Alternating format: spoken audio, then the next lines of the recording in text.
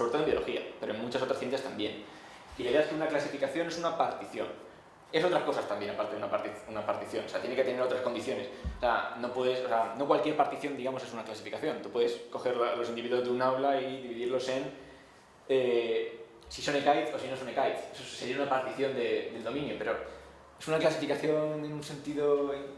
O sea, no nos proporciona ningún tipo de comprensión sobre ningún tipo de ley empírica que esté ocurriendo aquí, ni nada por el estilo. Entonces, eso, esta gente, o sea, los filósofos de la ciencia no dirían que es una clasificación, a pesar de que es una partición. Pero bueno, por lo menos, toda clasificación debe ser una partición. Entonces, a ver si... Esto quizás es que me puedes corregir algo, porque seguramente lo sabes mejor. Entonces entiendo que las particiones tienen que ser exhaustivas. Bueno, esa va a ser una de las condiciones. Y precisamente... Claro, a ver, si tienes un conjunto D... Vale, si D es un conjunto, entonces K es una partición de D, sí y solo sí, y las tres condiciones son: la primera es que bien, porque esto es es que K sea un subconjunto de el conjunto de subconjuntos de D, o sea que K va a ser un conjunto de conjuntos, todos los cuales son subconjuntos de D, que es el dominio. La segunda condición es que la unión de todos los elementos de K sea igual a D, y la tercera condición, es un poquito más larga de formular, es que todos los elementos, que cualquier par de elementos de K, si son distintos, entonces son disyuntos. Entonces la intersección es vacía. Bueno, que se ve más o menos bien de qué va la cosa. O sea, esto simplemente para tener presente las tres condiciones y que las tuviéramos ahí yo creo que blanco sobre negro. un ejemplo, porque la gente no está acostumbrada a tener conjuntos. Sí, ahora lo explico si quieres. Flipando. Es sencillamente los números naturales, el número 2, el 4, el 5, Pues se pueden partir en dos conjuntos disjuntos y pares e impares. Los pares es una parte y los impares son los finales. Y no hay ningún par que sea impar a la vez. Claro, esa es la tercera condición. Y todo el número o es par o es impar. Sí, no, esto realmente es una cosa que es prescindible. O por ejemplo, otro ejemplo que se puede, bueno por a veces, es todos los habitantes de la Tierra tienen un idioma materno. Sí. Entonces, pues se parte, según su lengua materna, se divide a los seres humanos. En parte de que para hacer particiones tienes que tener antes definido un conjunto. Claro, y eso es lo que tú apuntabas. Pero es que M no puede ser un conjunto. No, pero eso presupone que la clasificación es bien, y eso no sé si necesariamente tiene por qué ser así. Pero esto no lo sé, digo, esto podría ser una respuesta. Entonces, a ver, para resumir un poco la idea, tú tienes un conjunto que es el dominio, por ejemplo, el conjunto de los organismos, por ejemplo. Para que un conjunto sea una partición de ese conjunto, tiene que ser un conjunto de conjuntos del original. Por ejemplo, si tienes el conjunto de los números naturales, la partición en pares e impares satisface la primera condición porque eso va a ser un conjunto, uno de cuyos elementos es el conjunto de los pares y otro el conjunto de los impares. Satisface la primera condición. Después, la segunda condición es lo que se dice habitualmente, que las clasificaciones tienen que ser exhaustivas. O sea que si coges todos los elementos de la partición y los sacas su unión lógica, o sea, su unión, vamos, creo que mencionamos el otro día, creo, ¿no? Te sale D, o sea que cubres todo, digamos que como que cubres todo el dominio. En el caso de los números naturales, que si sacas la unión de los pares y los impares... Los términos de materialidad no cumplirían eso. Bueno, eso era eso que... A ver, la tercera condición, lo que decías antes, tienen que ser excluyentes. De hecho, los escolásticos empleaban otros términos. Me parece que era una clasificación tiene que ser adecuada y correcta. Bueno, no recuerdo los términos, pero... O sea, no es necesario formularlo en lenguaje conjuntista, pero creo que proporciona un marco bastante claro para esto. Entonces, lo que nos tendremos que preguntar ahora es... si coges, por ejemplo, el conjunto de M1, M2, M3, tomamos en extensión, aquí es muy valiosa la distinción que hacíamos antes, esa es una partición de algún conjunto, y si es así, ¿cuál es ese otro conjunto? Esa sería la cuestión, porque si no lo es, hay que mostrar cuál es la condición que no se satisface y por qué no se satisface, y si lo es, hay que mostrar que se satisfacen las tres condiciones. Esa sería la respuesta. Entonces yo no sé muy bien cuál es la respuesta a esto, pero... Yo de pronto diría que ni dos ni tres. Así sin pensar mucho por el texto. ¿Hasta qué punto los tres, o en qué sentido son los tres géneros de materialidad excluyentes? Si precisamente venimos hablando de que sin un género de materialidad no hay otro, pues ¿hasta qué punto son excluyentes? Bueno, eso no quiere decir que sean excluyentes, eso quiere decir que son dependientes a la hora de existir, ¿no? O a la hora de... Sí, pero tú los puedes separar en el plano a la hora del análisis. No se pueden separar, pero se pueden disociar. Y el punto 2, que has dicho que tenía que la suma de los subconjuntos tenía que dar lugar al conjunto D. Pero claro, es que al final M no es una suma porque además tú no tienes todos los elementos de los tres genes de material, porque la materia es infinita. Ese conjunto posible que si M es infinito no puedes no está clausurado, o sea, nunca termina. Es que ahí estás presuponiendo que el conjunto este del dominio que estás clasificando es N, pero igual es MI. Es decir, yo creo que eso sería más plausible. No sé si es verdad, pero sería más plausible en caso de... Pero bueno, yo insisto, no sé cómo hay que responder a esta cuestión. Es una de las cosas que más me ha confundido desde que leí los ensayos, porque parece haber lugares en los que tú puedes ver que está sosteniendo que sí es una clasificación y lugares en los que niega alguna de esas condiciones. Entonces, por ejemplo, por lo menos que emplea el término clasificación es evidente para esto. Ahora, claro, no podría decir, esto no quiere decir que esté entendiendo en el sentido técnico de que tiene que ser una partición toda clasificación. Pero bueno, que emplea eso es evidente. Y otra cuestión que nos puede hacer pensar que es así es lo de los criterios que mencionabas tú, pero eso ahora lo diré en un segundo. Ahora, digamos, lugares que pueden aducirse para la posición en contra. Aquí tengo apuntado la página 362, que no sale de las lecturas que hemos recomendado, pero es muy breve.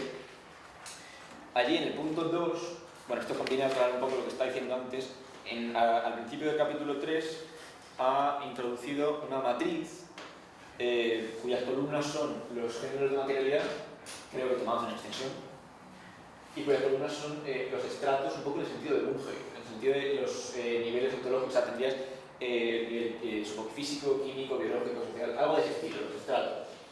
Que me parece que luego lo desarrolla, aunque no lo he leído el texto de Scarlett y Clube, me parece que desarrolla un poco esta idea ahí. En cualquier caso es algo de ese estilo.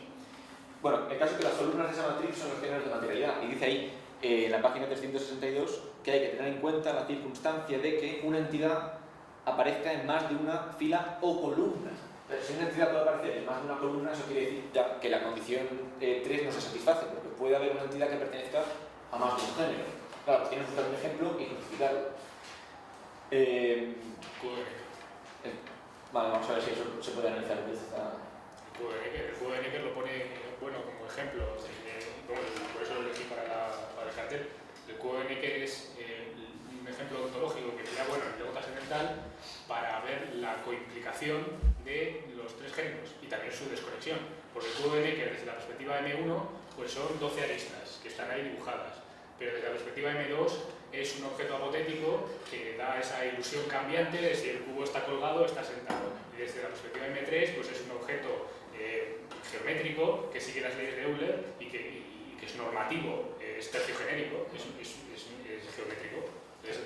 Creo que eso no muestra que el cubo de que pertenezca a la intersección de los tres géneros si haces lo siguiente. Tú supongo que vas a hacer el experimento y lo dibujas en la pizarra. El dibujo en la pizarra no parece que pertenezca más que uno, porque es un cúmulo de tiza, es sobre la razón. Ahora, quizás dices, el cubo, cuando lo interpretas como un objeto geométrico, es decir, como un conjunto de puntos ya sería el cubo de Euler, ¿no? Pero si un cubo, por ejemplo, como un objeto geométrico, si lo interpretas como un subconjunto, o sea, como un conjunto de puntos en un espacio abstracto, vale, eso sería M3, ¿no? Pero el dibujo como tal sobre la pizarra, creo que se podría decir que es M1. Entonces, el ejemplo del cubo de Necker nos muestra, o sea, lo que muestra es que el experimento del cubo de Necker puede ser descrito de manera que tengamos en cuenta M1, M2 y M3, pero no muestra que haya un objeto que pertenezca a los tres géneros. Pero es que todos los objetos pertenecen a los tres géneros, porque son inseparables.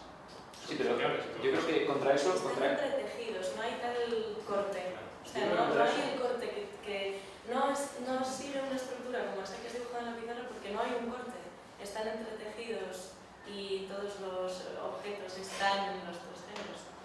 Yo creo que una razón que va en contra de eso es la exposición que hace de los criterios. En el primer capítulo del segundo ensayo, él introduce al principio y al final de ese capítulo dos baterías de criterios para hacer la clasificación de las entidades, o las entidades, o los objetos, o lo que sea, en los tres géneros. Y los criterios que emplea, para entender que no podemos decir que todos los objetos pertenecen a los tres géneros, porque dice cosas como que, a ver, Lo de espacio-tiempo. No es que todos los objetos pertenezcan Claro, es que yo creo que a los tres géneros, sino que en todos los objetos están funcionando los tres géneros. Sí, Yo creo que es sí, sí, distinto. Eso es un objeto. Claro, ahí está. Es que no es stroma, claro, es una palabra stroma. Como tú dices, stroma es... Bueno, habría que estar diferente. Cuando tú comentas lo de que si dibujas el cubo de Necker en la pizarra, entonces el dibujo per se, es que tú mismo estás reconociendo, es decir, al dibujas el cubo de Necker, estás reconociendo cómo el resto de criterios tienen que operar.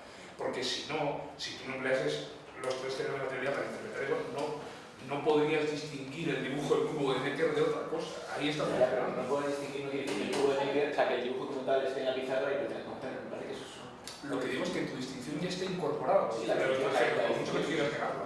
Entonces, en esa medida, distinguirla en realidad no es un sofisma, no tiene sentido. Es no asumir lo que está incorporado en la propia distinción que tú estableces como premisa. ¿Claro? Lo que yo creo que puede hacernos pensar, más bien, que no es así, es el hecho de que la posición, lo que llama posición analítica de los tres géneros, él daba varios ejemplos denotativos de qué incluyen, o sea, qué abarcan cada uno de los tres géneros y da ejemplos distintos para cada uno de los tres géneros. O sea, dice, por ejemplo, el primer género de materialidad de uno es una expresión que intenta cubrir la dimensión ontológica en la que se configuran aquellas entidades, cosas, sucesos, relaciones entre cosas, nacimientos y corrupciones que se nos ofrecen como constitutivos del mundo.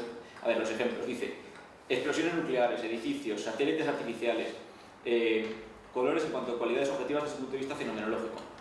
No muy bien eso, pero satélites, edificios, manchones de tiza. Entonces, yo creo que hay una clara distinción entre eso y después lo que dice a propósito del tercer género, el conjunto de los números primos. Sí, pero se puede hacer. Si yo me hago una herida en el dedo, el dolor, mi experiencia del dolor es M2, pero la herida física es indiscutiblemente M1. Sí. Y yo sé que tengo una herida porque estoy operando con los conceptos de... La herida pertenece, por tanto, a M1 y el dolor que causa la herida pertenece a M2. Sí, pero esas tres cosas que podemos disociar no se pueden separar. Vale, okay. Bueno, pero eso no es incompatible con lo que he dicho antes. Porque tú puedes decir, quizá lo que podríamos decir O sea, es lo que... podemos hacer analíticamente, cuando él dice analíticamente, se está refiriendo a que nosotros lo disociamos en una operación, digamos, artificiosa, es que no sabría cómo explicarlo. De razón, eso es. Pero que ontológicamente no serán separados. Y si no hubiese cuerpo, no habría ni herida como concepto, ni dolor, desde luego. Dice él, de hecho, hay como excepciones con lo de el dolor en los miembros fantasma y tal, pero dice, y también ilusiones ópticas. Pero aquí diría que son excepciones. Claro, pues eso es lo que él dice, que no son excepciones, son apariencias. Pero no se ponen los números primos como ejemplo de M3, pero es que los números primos, si no tienes el grafo, no están. Claro, pero eso no es, pero estoy de acuerdo con eso. Pero es muy distinto a decir que los números primos pertenecen también al primer género de materialidad, ¿no? Pertenecen también, sí.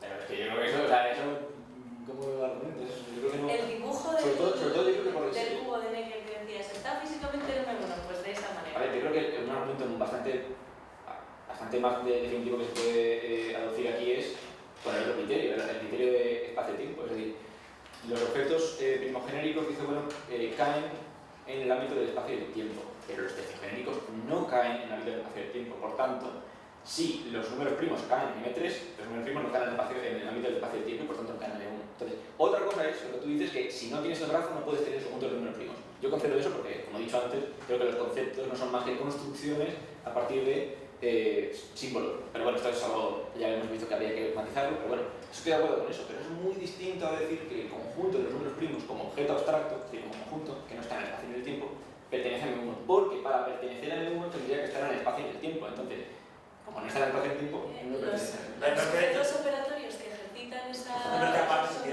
quieres definir ese concepto tercio-genérico, necesariamente vas a tener que utilizar otra vez otras herramientas, otros elementos en uno. Pero que lo tengas que definir así y que no lo puedas tener, a menos que tengas un grafo, no prueba, o sea, no establece que eso pertenezca al primer género. Hay una diferencia muy grande entre decir, para definir lo que es... La referencia, yo creo que oscurece un poco... Bueno, yo creo que lo que puede justificar eso es que uno habla de la perspectiva extensional de los géneros y también, aunque quizás esto es más problemático, hablando de lo que vimos el otro día, el hecho de que emplee el simbolismo conjuntista. O sea, si los géneros no son clases, lo cual seguramente es cierto, no son clases en el sentido de la teoría de conjuntos, por lo menos podemos entender que hay tres clases cuyos elementos son los objetos de los tres géneros. Que no los identifiquemos con los tres géneros es otra cosa, pero existen esas clases. Y yo creo que esas son las que tenemos que entender que determinan o no la clasificación esta en el caso de que la determinen. Entonces, si queréis podemos emplear una notación alternativa. En lugar de decir M1, M2, M3, porque quizás esto es lo que está conduciendo a este desacuerdo, que yo creo que aparente, eso es, podemos emplear M1 raya o M1 asterisco, o M1 que sea, para distinguir el género de materialidad de la clase cuyos elementos son los estromas, que son partes de esos géneros. Tal vez esto se podría hacer. Entonces la pregunta de la clasificación se dirigiría a eso. Si esos conjuntos determinan una clasificación, o sea, una partición, y si lo determinan, ¿cuál es el dominio del cual determina la partición? Sobre eso no. O sea, eso no, porque el punto 2, o sea, en virtud de la idea de M, no puede ser exhaustivo. ¿Pero cuál es el argumento exactamente? El argumento es que si M1, M2 y M3 totalizan todo, M1 queda completamente totalizado sin ningún tipo de corte, ni hiato, ni discontinuidad.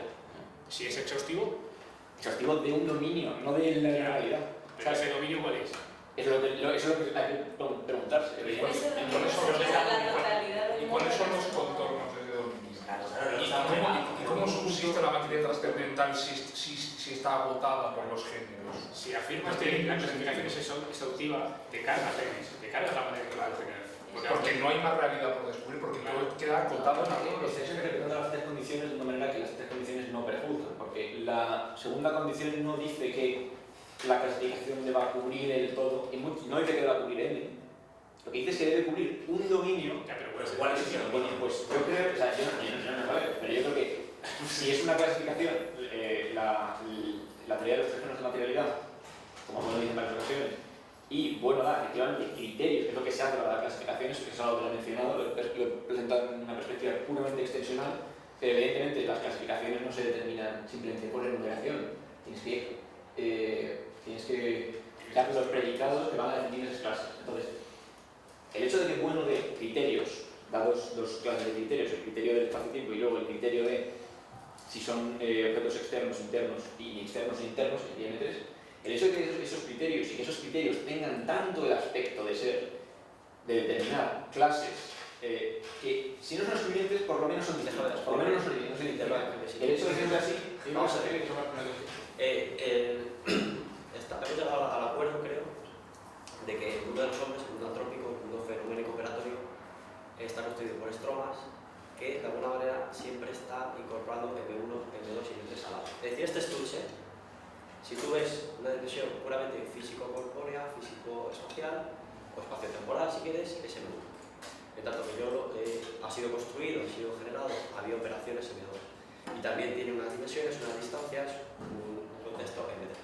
Entonces, todos los estromas para una sustancia en entidad, como ha dicho bueno una tesela famosa, ¿no?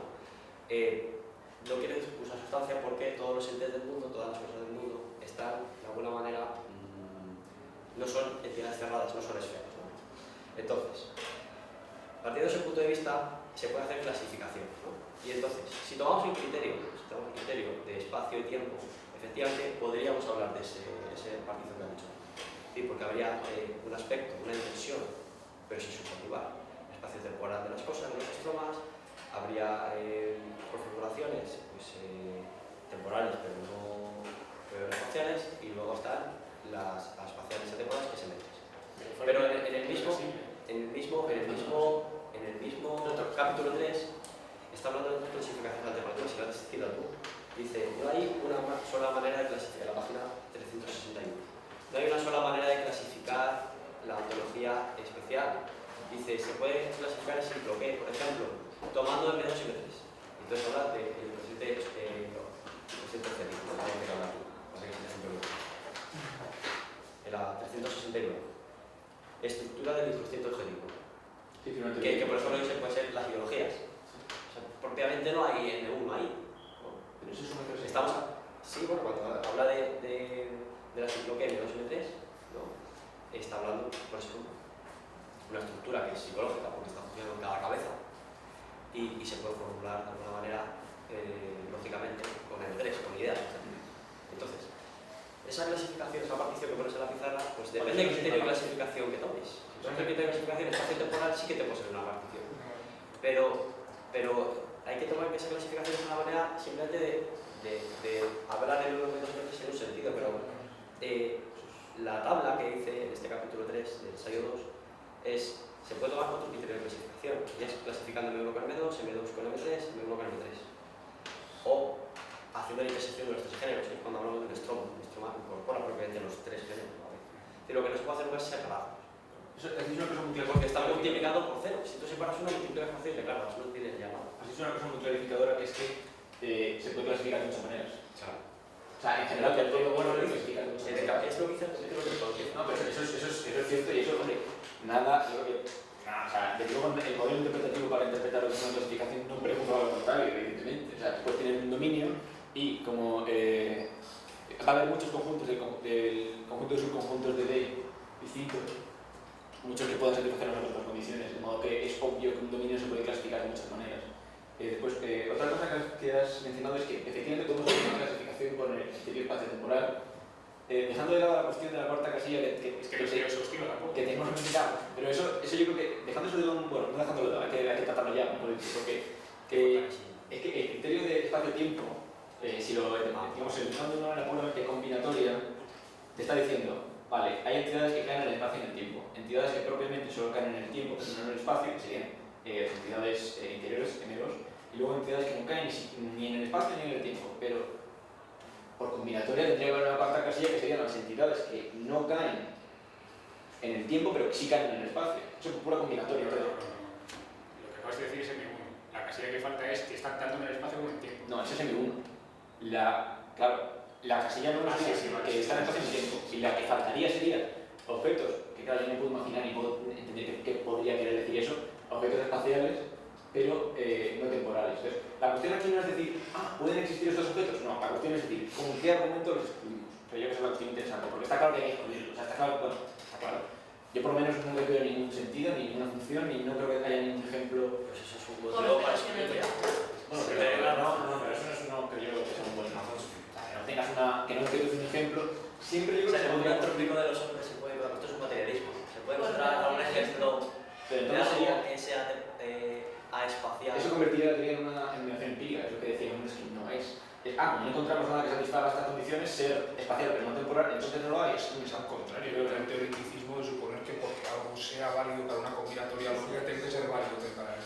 Claro, yo no estoy diciendo que eso es así, yo lo que quiero decir es, desde el punto de vista combinatorio, eso tendría que ser así. Ahora, por alguna razón nos parece que no es así. Pero porque es una válida filosófica, porque el hecho de que sea válido para una combinatoria lógica lo hace válido para la filosofía. Nadie dice que eso sí. La cuestión es, ¿con qué argumento excluimos que eso sea válido para mí?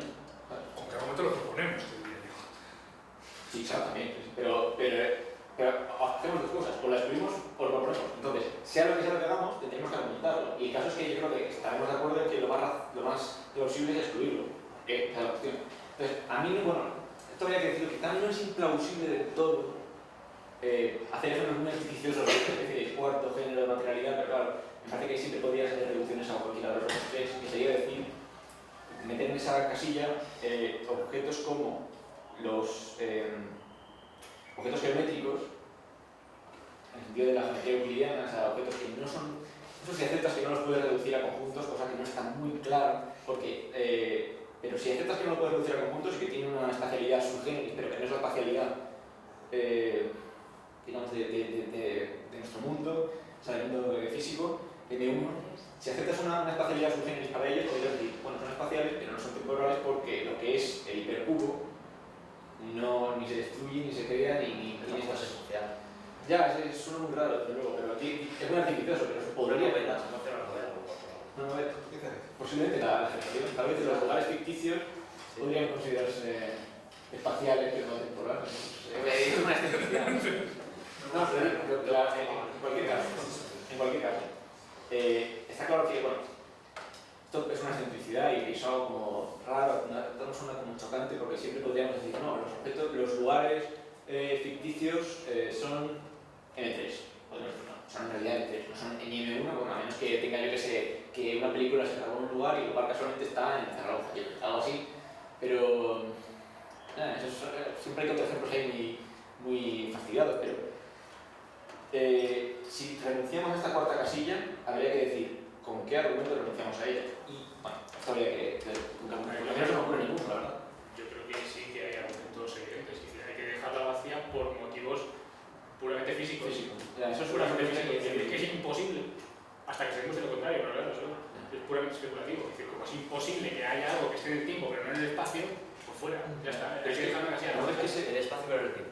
Claro, Creo que es imposible. el espacio pero el tiempo es la cosa. Sí, eso. Pero no ves que este argumento que yo en conversación personal con el discípulo más aventajado actualmente de Mario Bunge, que es el astrofísico Gustavo Romero, nosotros, Gerardo I y yo, que es de la Universidad de Buenos Aires, escribimos hace unos meses un artículo analizando la idea de materia de Bueno y de Bunge, y bueno, le enviamos a Gustavo Romero, que es el discípulo de Bunge, para que lo revisara y tal. Y cuando hacíamos la exposición de los criterios de Bueno para clasificar los tres géneros, decía esto mismo que estás diciendo tú a propósito del segundo género.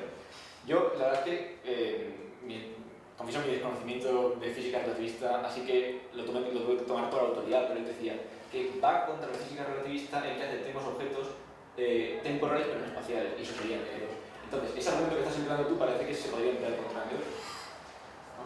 No, pero es que el dolor de muelas es temporal porque se te pasa. Eso parte del supuesto de la reducción de Pero los no casos es psicológicos. Yo creo que el problema de este argumento es que está asumiendo que la teoría de los tres géneros es una teoría física, en algún sentido, y que lo que está haciendo es clasificar objetos de la física. Si lo tomas así, si lo tomas con una clasificación de la historia de la física, científica, por eso pero si tú tomas la clasificación de Si partes del supuesto que la realidad es igual a la realidad física, entonces sí tienes Claro, que entonces- plantear, pero es que no se parte. tal vez esa es la premisa equivocada en su argumento. Tal vez eso es el problema. Pero lo que digo es que si su argumento fuera válido, entonces, pero si su argumento es inválido, entonces lo que estás proponiendo tú contra esa cuarta casilla también sería inválido. Sí, porque sí, a ver, su argumento es, no puede existir M2 porque sería temporal pero no espacial, por razones físicas. Entonces, si ese argumento no lo aceptamos, entonces tampoco deberíamos aceptar el argumento de que tiene que estar El dolor de muelas, el dolor de apendicitis es algo temporal porque se te pasa, pero no es espacial. Se está poniendo ejemplo, pero es que de lo que está en la cuarta casilla no hay ejemplo. eso no, la cuestión es que Es inefable, ¿no? Te podría decir que es espacial en el sentido que está vinculado a nervios y con... Claro, por eso el cuerpo O sea, tiene una base física en está esta. vinculado. Es lo que te diría, me imagino. yo no tengo ninguna... Sí, pero no se puede reducir a de porque si te tomas un analgésico, a lo mejor no te duele. Es que Pero sí que los nervios sí yo están no ahí. conozco a Gustavo Romero, entonces no sé lo que piensa. Yo creo que por mí también su argumento me parece, o sea, yo veo muy plausible la idea del bueno de que el dolor, por ejemplo, o por lo menos el dolor, porque hay quizá otras cosas en M2 que quizá lo de considerar las temporales pero no espaciales, no habría que ver, pero el dolor por lo menos, yo creo que es bastante fuerte la tesis de que es temporal pero no espacial. De hecho, hay un artículo que os recomiendo de un filósofo, no sé dónde es, que se llama Coburn, que se llama Pains and Space, los dolores y el espacio, donde precisamente revisa un poco las distintas posiciones sobre este asunto y el debate gira en torno principalmente a qué hacer con esas oraciones en las cuales localizamos el dolor. Decimos, tengo dolor en el pie, por ejemplo. Porque a mí eso, originalmente cuando leía Buenos, lo que de hecho me la apunté como duda, digo, bueno, si me duele, si tengo migraña, si me duele la parte derecha de la frente, en cierto sentido el dolor está localizado, entonces no podría decirse que hay ciertas partes de M2 que sí son espaciales. Y bueno, ya me he convencido de lo contrario. En su correlato M1 están espacialmente localizados. Bueno, pero podría ser... Pero el dolor en sí mismo Pero no podría ser... es M2. Claro. Si a mí me duele el pie, O el patrón me físico. duele el pie. Y el dolor está en el pie. En el correlato físico M1 del pie. Y además podemos ver por qué me duele el pie, porque tengo un esguince y entonces se ve que tengo un inflamado o lo que fuera. Sí, sí, claro. No, yo realmente me convenció de lo contrario un argumento de Grice, y un argumento muy interesante que cita como precisamente acerca de, o sea, para establecer la conclusión de que los dolores no son espaciales, o por lo menos lo que establece el argumento es que no son espaciales en el mismo sentido en el que son espaciales los objetos públicos de Newton, por ejemplo. Y el argumento básicamente es que cada vez pienso que quizá no es tan fuerte como parece decir, porque deslumbra un poco, es que lo que causa el problema en primer momento es las oraciones de localización del dolor. Es decir, tenemos una práctica lingüística que es localizar los dolores. Entonces, no parece ir usted en contra de la idea de que los dolores no son espaciales. Pero no es solo lingüística.